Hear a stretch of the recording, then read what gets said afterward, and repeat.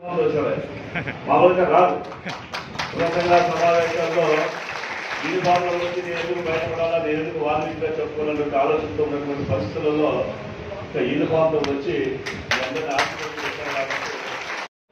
అందరికీ ఆదర్శంగా ఉన్నారు కాబట్టి వీళ్ళందరూ కూడా వేదిక మీద వచ్చి మిమ్మల్ని ఆశీర్వాదం చేస్తున్నారు. ఈరోజు ఇందాక చెప్పినట్టుగా నేను కరువు సీమలో ఉన్నటువంటి మనము విద్యనే మనకి ఆస్తిగా భావిస్తూ ప్రతి ఒక్కరు కూడా వాళ్ళ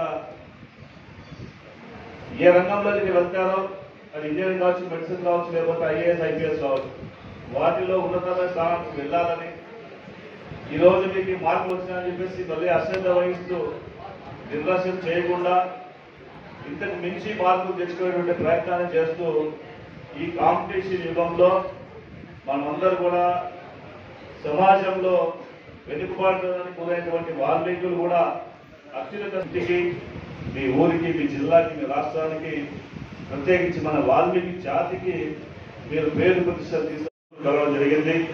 పార్లమెంట్ లో కూడా ఈ విషయాన్ని ప్రస్తావించడం జరిగింది.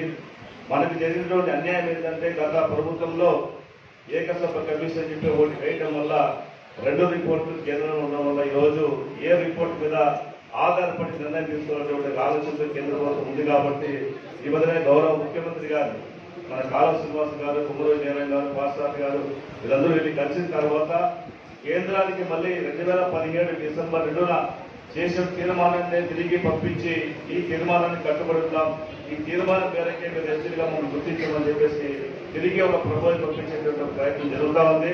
ఆ ప్రయత్నం పూర్తి అయిన వెంటనే కేంద్రంలో ఉన్నటువంటి మంత్రులతోటి మేమందరూ తెలుగుదేశం పార్టీలో ఉన్న ఎంపీలందరూ కూడా ఆల్రెడీ మేము సంతకాలు పెట్టుకుని లెటర్ చేసి పెట్టుకున్నాము. ఇక్కడి నుంచి ప్రపోజల్ వెళ్ళే వెంటనే అమిత్ షా గారిని, మోడీ గారిని కలిసి అక్కడ ఉన్నటువంటి కేంద్ర ప్రభుత్వంలో మనతో పాటు రాజ్యసభ మెంబర్లు ఇద్దరు ఉన్నారు.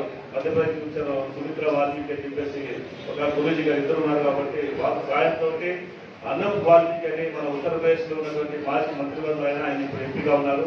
మేమందరూ కూడా మాట్లాడుకున్నాం. అంతా కలిసి తప్పకుండా ఇక్కడ వచ్చిన ప్రపోజల్ వచ్చిన వెంటనే ఎస్టీగా గుర్తించే ప్రక్రియ మేము అక్కడ మొదలు పెడతామని చెప్పి తెలియజేసుకుంటూ 100% ఈ ఎన్నికల అంటే ఈ యొక్క పీరియడ్ ఏదైతే ఉంది 24-29 సంవత్సరాలు ఉందో ఖచ్చితంగా 29 సంవత్సరాల లోపల ఎస్టీగా గుర్తించేటువంటి ప్రయత్నంలో తెలియజేసుకుంటూ ఈ రోజు మీ మధ్యలో మాట్లాడే అవకాశం ఇచ్చినటువంటి వాల్మీకి ఉద్యోగ సంక్షేమ సంఘం వారి యొక్క కుటుంబ సభ్యులందరికీ కూడా పేరు పేరు అందరికీ నమస్కారం చేసుకుంటూ సెలవు తీసుకుంటాను. జై వాల్మీకి. వెంకన్న గారు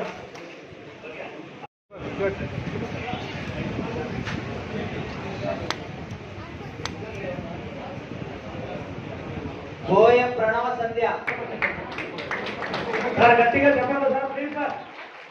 మన గౌరవ ఎంపీ గారికి మన యొక్క వాల్మీకి ఉద్యోగ సంక్షేమ సంఘం పక్షాన ధన్యవాదాలు తెలియజేస్తూ ఈ కార్యక్రమానికి విచ్చేసి మన యొక్క పిల్లలందరికీ కూడా శుభాశీస్సులు అందించినటువంటి ఎంపీ గారికి మరొకసారి ధన్యవాదాలు sir. Thank you sir. Thank you.